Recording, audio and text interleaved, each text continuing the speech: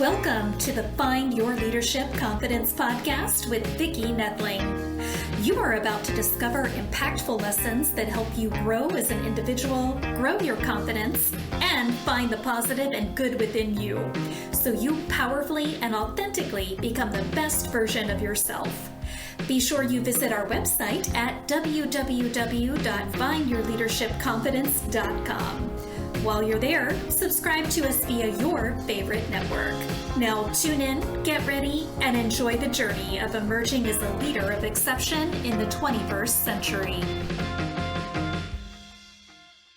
Welcome everyone to the Find Your Leadership Confidence podcast. I'm your host, Vicki Nedling, coming to you from Roswell, Georgia. The goal of this podcast is to bring topics and guests that will empower you to become that confident leader and take your business and your life to the next level. Today, I am so excited to have Deb Schell on as my guest. And let me tell you about Deb Schell. She started her career in community building and business development after she was an active member in an online community that led her to quit her corporate job and begin living location independently. I love that. Going after her dream of becoming a travel writer. Also, I love that. But then a global pandemic started. And the world stopped traveling. Yes, they did. And Deb jumped online and started a new community to help people find calm in their daily life. The launch of this membership has a business strategy, but it failed. And that led to Deb's consulting business. Since 2020, Deb has worked with over 60 entrepreneurs across the globe who all have a vision, mission, or purpose. These amazing creators have found a way to take their life's work and help others solve their problems, challenges, and provide a safe space in an online setting. Deb has helped guide clients toward making decisions that fit their ideal lifestyle, bring them additional income, and help them find calm. I chose the title today for all of those out there, all of my entrepreneur listeners out there who have parts of a business, but it doesn't have that coaching piece yet, that element to bring in that residual income. Let's call this Designing a Coaching Program. Please join me in welcoming my guest, Deb Schell. Hey, Deb. Wow. Thank you so much for that warm welcome. Wow, that was wonderfully read. Thank you. Yes, I do voiceover for anyone that wants it.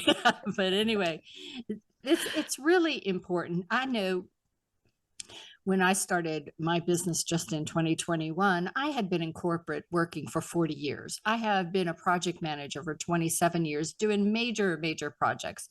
And so, you kind of sort of know what you want to do, but then it comes time and it says, well, you're going to say you're a coach. What's your program going to be like? So that's kind of where we're going to center all this around. We're going to put it on a plate for you all listening, and you take whatever vegetables or entree you want that will help you grow your business. We always start with an easy question, Deb. If you listen to my podcast, you know what it is. Where do you call home? I call home today in Mechanicsburg, Pennsylvania, right in the heart of Pennsylvania, near Hershey, where everybody's familiar with, probably. The chocolates.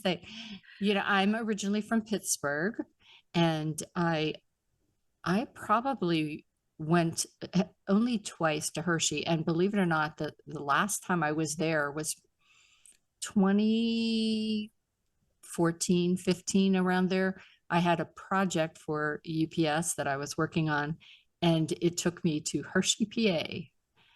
And sadly, it was in the winter. I couldn't take advantage of going to Hershey Park or anything like that. But still, it was great to say, checklist, Hershey, PA. What part of Pittsburgh? My parents live in the west part, so I'm about an hour west of the downtown area. Yeah, near Monroeville, Irwin is an exchange of the turnpike. Those people might know that. Only 10 minutes from Irwin. Well, it's funny because I used to live right there off the Penn Hills exit in Monroeville, right by Monroeville. When I went to college, I went to art school in Pittsburgh, so very familiar. I lived there for almost 10 years. Yeah.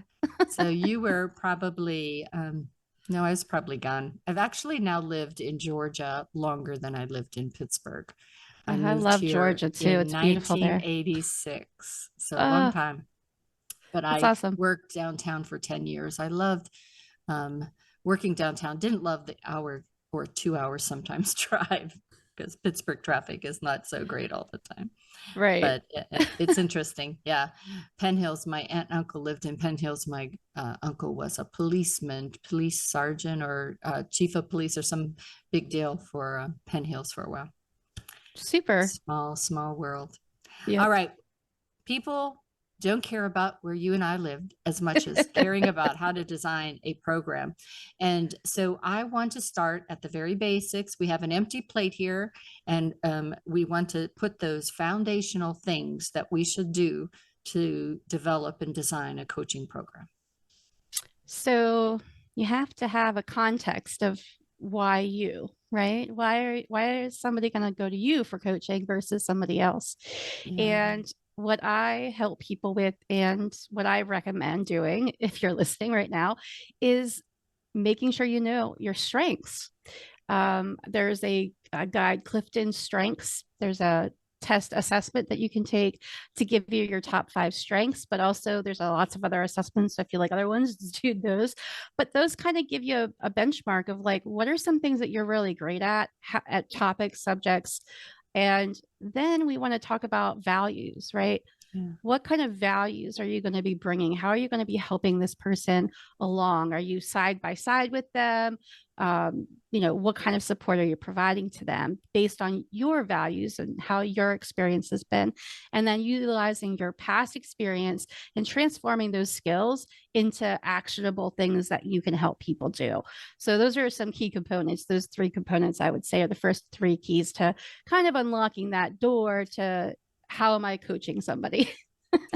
And I think that's really important, especially the value. For me, as I do my coaching, I'm always in the building of the relationship with the people. I'm always trying to understand what their core values are, so that I know if I can help them, when I understand that. And whenever people know what their core values are, then it really can be applied to deciding what clients I want to work with, what strategy I should have. Does it align? Because we struggle with that shiny object thing. But if you know your core values and know that where you're going, what you're going to do aligns with that, it makes it easier to say no. Right. And then not have that FOMO, like, oh, if I say no, what will I miss? It's like, but if it doesn't align, forget it. Yeah. For example, if you are thinking about helping students, we have a dire need for these kids that are in education right now because they didn't get the benefit of living without social media. Yeah. And so they are really challenged with how to communicate with each other, how to build relationships. They didn't have those basic skills that maybe people in previous generations like myself and you grew up with. And so they need that support, and a coach could be a really important person in their life, especially if they don't have, really available parents or supportive, maybe their parents aren't there or whatnot. That's a really great component for someone to maybe help them figure out what they're going to do in their life and navigate and guide that with them. And that might be somebody coming from like an HR background or somebody coming from a recruiting background that then could bring those skills into place within a coaching, program that they might offer to an individual. But I think knowing that you are really focused on helping people and your values are like, I really want to make sure that this individual excels. I really want to support people at any stage and ensure that our children aren't going to be having these constant problems, and the suicide rates are continuing to grow. So if you're somebody who's passionate about suicide awareness, that would be another like value, right? Another value. So just thinking about just different things that you personally value and how you can connect those to your audience or your ideal client. Yeah. So I don't know that you know this, but I do work with the youth to teach them public speaking and communication. And I do it just for those reasons that you said, that that skill, that interpersonal communication, that ability to connect is missing. And especially after the last several years that we've gone through. And so it is kind of like my passion project to work with them.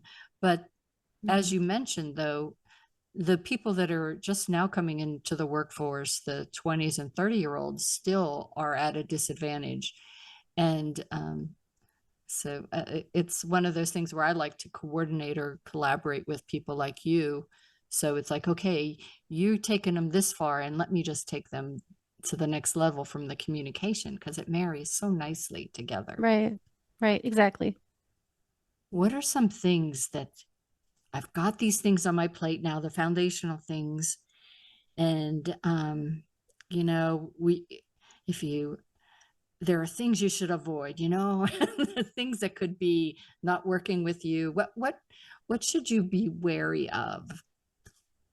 I think as you're designing? it's sometimes, I don't know, I've never done these kind of things, but I would suggest trying to create your own content or your own plan instead of basing it off of a template. I feel like there's a lot of coaching programs that offer templates and guides and things like that. And sometimes they're helpful, especially for people that really, really need that focus. But it's when you start with your values and your strengths and you're learning what you uniquely are going to be able to offer people, you basically can pull those words into what this program is going to be able to do for them. So if you're helping people become more courageous or building their confidence, and you're a personal development coach that's going to help them get a new job or find a new partner, then those are things that you can bring into your exclusive they would call it proprietary content, or something that you would create, something that's unique. I think that's what a lot of people are looking for right now is how do I know that you're the right person for me? And it really is based on part of you knowing yourself, but also it's based on you knowing this audience. So the other key to that is the thing that I see people not do that I recommend doing is to talk with your ideal clients. I see a lot of people just don't. So I would say, don't do this. I see a lot of people on social media just throwing things out there and creating all these big sales funnels and systems and processes with all the shiny technology, and then don't have any customers or clients. And it's because there's something's a disconnect there, and it's not relating in the messaging. And probably if you didn't talk to those people, they're obviously not relating to you. And so what's nice about talking to ideal clients or ideal members or course participants is that you're really focusing in on what is their problem and what problem are you going to help them solve. You can't help everybody solve all the problems, but you can help one person solve one specific problem and do it really well. And I think, what you're saying is very accurate, because people don't buy products or service. I always tell everybody this: they buy you. And so if you are not in that marketing, if you are not in that sales pitch or that social media post, people are just going to scroll by you. Sure, you can have a cute, funny video. You can have something that maybe stops them, but letting them get to know you is what's going to make them want to engage. So that's excellent advice. Telling a story and just sharing your experiences in life. This is what I struggled with, or my son or my daughter, or, my best friend had this problem, and just really relating it so that they can understand the magnitude of the problem, and then offering the outcomes of this, like is on the other side. There's hope. It's not all doom and gloom. Wait, there's hope. And that's what the person wants to hear. They want to hear that you give them hope, because that's what coaches do best, is they give us hope that there's another day. So whenever you're working with your clients to design their coaching program, do you guide them in research? For me, I always am scrolling Google and different things to ask questions related to things that I help you with, to see what are people asking, what are people looking for, so that I can better refine what my avatar is, or my ideal client. Yeah, I typically start with a strategy where we just brainstorm what kinds of focus topics you want to focus on, like picking 2 or 3 focus points, and then maybe doing a little research on those focus points to see like where the market is, if there's a big need for it, if it's oversaturated, something like that. And then just maybe creating a survey, or just putting together a few questions that give people, here's what I'm interested in talking about. I'm looking for so-and-so person.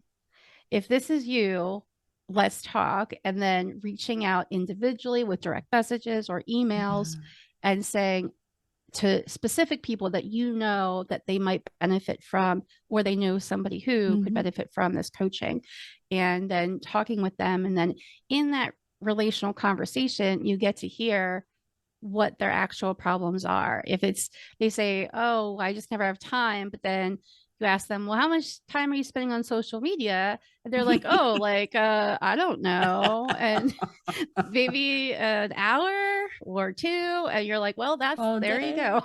That's your time that you're going to take back if you want to do something, if you want to be productive and do something and make a change, because coaching is all about making a change, right? We reach out to coaches when we feel like we just can't do it on our own, and we need somebody to give us that nudge and reaffirm that we are valuable and that we have these amazing skills or talents or abilities, and that's what coaches do best. So it's just so helpful when you, and I think everybody from that angle, take note of what you just said, is that reaffirm, but it's that accountability person. You could have really know what you want to do, but we all know that as we add new challenges, as we add new opportunities, the imposter syndrome comes in and shakes up things. And so you do need to have that other person that gives you that third party insight and feedback. And okay, I'm outside here looking in, and this is what I see, this is how I feel. And that's really, really helpful for the person who is even feeling comfortable and doing really well. That's why you see a lot of great entrepreneurs that are making a lot of money. They have 3 or 4 coaches, because they get different perspective from each one. True. So we talked about that foundational thing, and a coaching program, if we just still delve a little deeper into the accountability partner piece, talk about the importance of building an online community.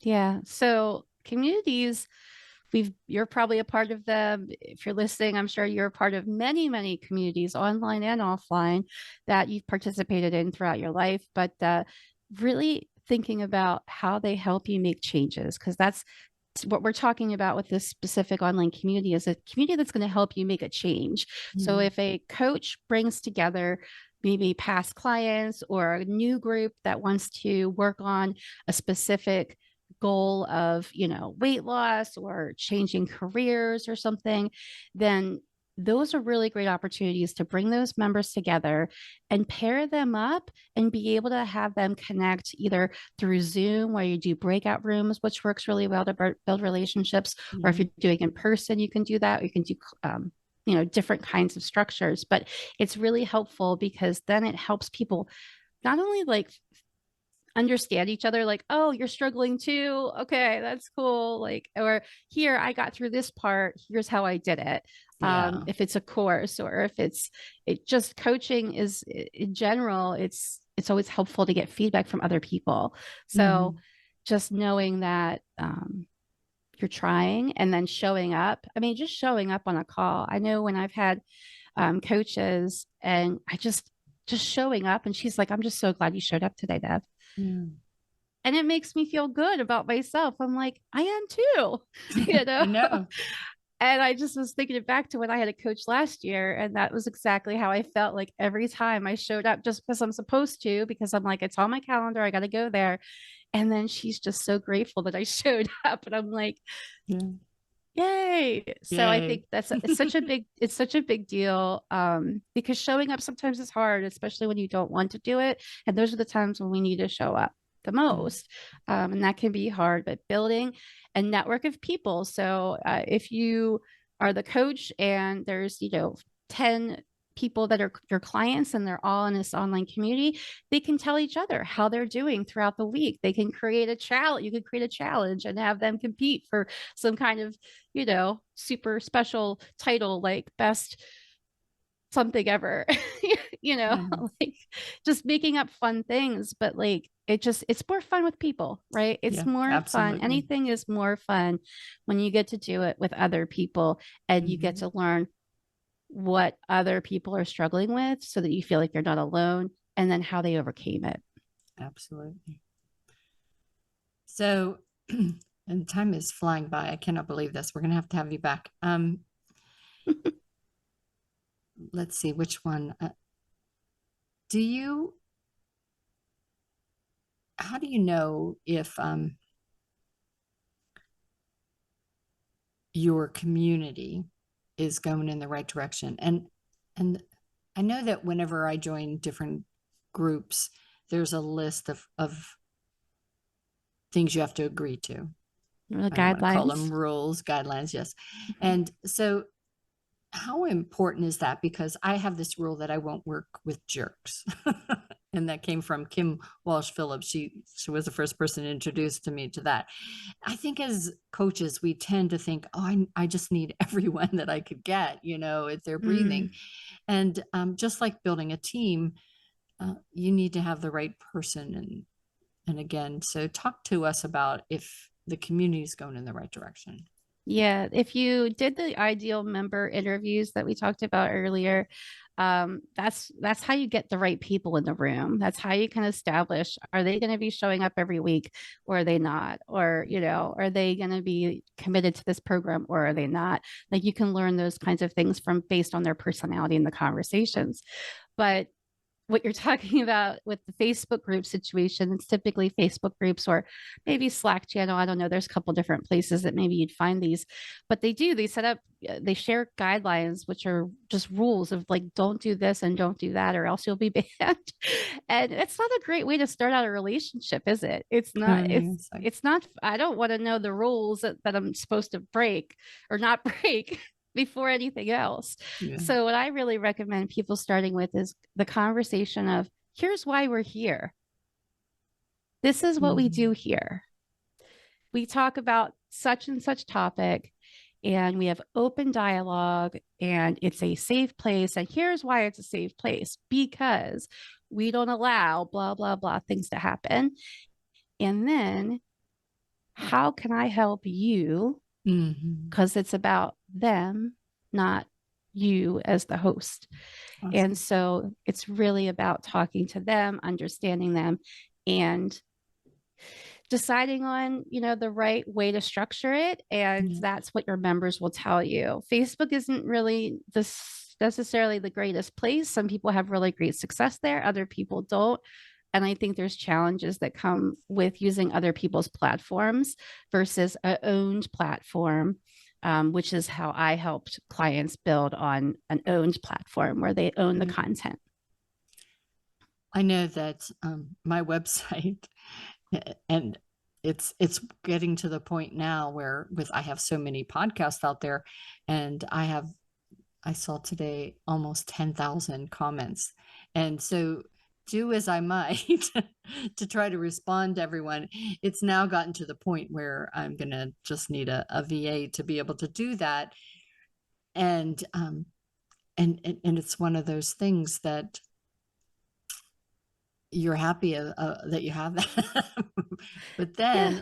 then, so now I need to interview somebody that can speak with my voice in Mm-hmm. responding to things and know when to say, oh, this is one that I'll respond to, general, not specific. And this is one that maybe Vicky needs to talk to because it's really specific and it needs my insights and things like that.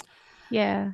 I always recommend to clients to be really transparent. And if you're going to bring someone in, I've talked to people about this, and if it's a coaching situation, they typically wouldn't be bringing another person in.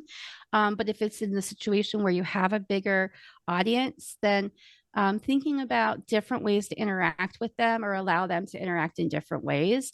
And that might look different, like having a specific place for them to chat once a week. You answer questions, so that's it. Just, hey, here's one post every Friday. We'll post, ask the question, and Vicky will come on and answer. Yeah. And that's it. Yeah. Maybe do a live and answer the questions live or something to get more interaction, because you can't physically answer 10,000 people. That's just not possible. And do all of those people really expect a response? Yeah, Is the that's other true. thing. That's true. So, like, those are things to consider and think about, as well as, like, I also recommend not just creating content in a group just because you should have content in a group. Yeah. So just really understanding what those members need, and then understanding, okay, here's how I can, what works best for you content wise. If you're better on video, or if you're better in writing, and you share articles and those kinds of things. But as far as like what you're talking about with like kind of going into like community management, what I typically recommend is hiring from within. So finding somebody from within the group who already knows a lot of the members and is familiar with your guides and structures and strategies and all the things you do, and then just training them. And then you don't have, they can be them and you can be you, and they can just very true. answer on your behalf, because I think we're getting into a phase of life where people want to talk to and know that they're talking to a human, because there's so many AI bots happening now. And so, especially for sensitive topics, which is usually in coaching, something personal or financial is happening that you're discussing about, and people don't want to have their conversations recorded by an AI bot or being responded by an AI bot. That's just not going to be good enough for people in a coaching program. So finding a way to set yourself up for success in a way that you can help people when they need it, and in the ways that most work for you and your team. All right, it's time for rapid fire. And so what do you wish that you would have known when you started your company? That I was going to write a book and have a podcast. I had no idea I was going to do any of these things. Yeah, I know. It's hard to say that, but just saying that, to trust myself. I wish I would have been more confident in my own ability to do things. I know. For me, it took a pandemic to just say yes. Well, and also I turned, I was going to be turning 65, past that now, but congratulations.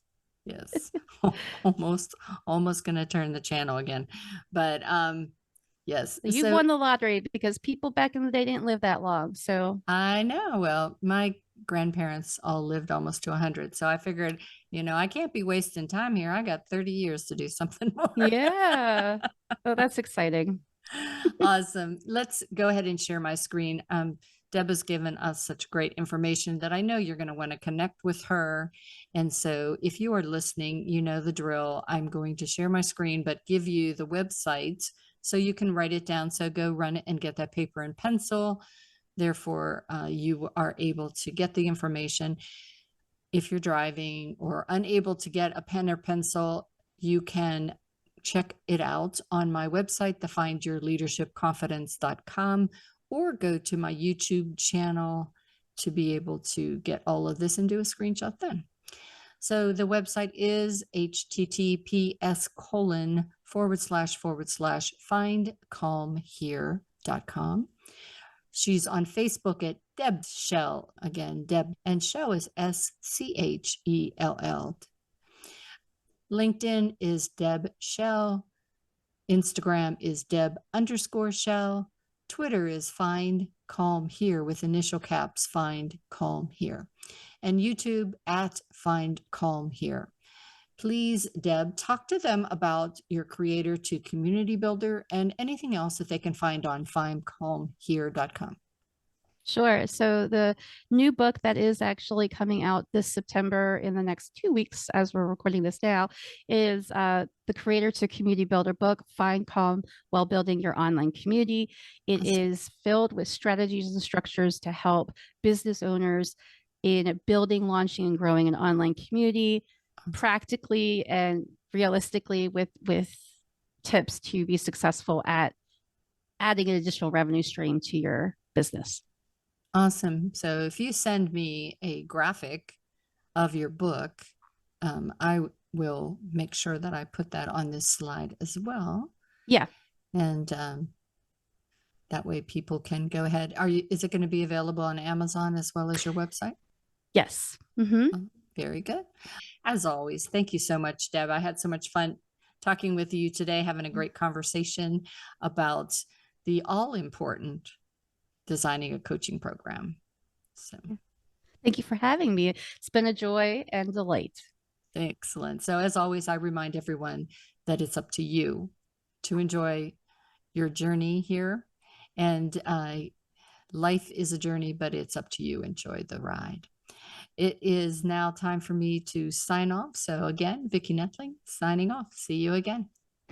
Thank you for tuning into the Find Your Leadership Confidence podcast with Vicki Nettling, where we share impactful lessons that help you grow as an individual, grow your confidence, and find the positive and good within you so you powerfully and authentically become the best version of yourself. Remember to visit our website at www.findyourleadershipconfidence.com and enjoy even more great episodes like this one.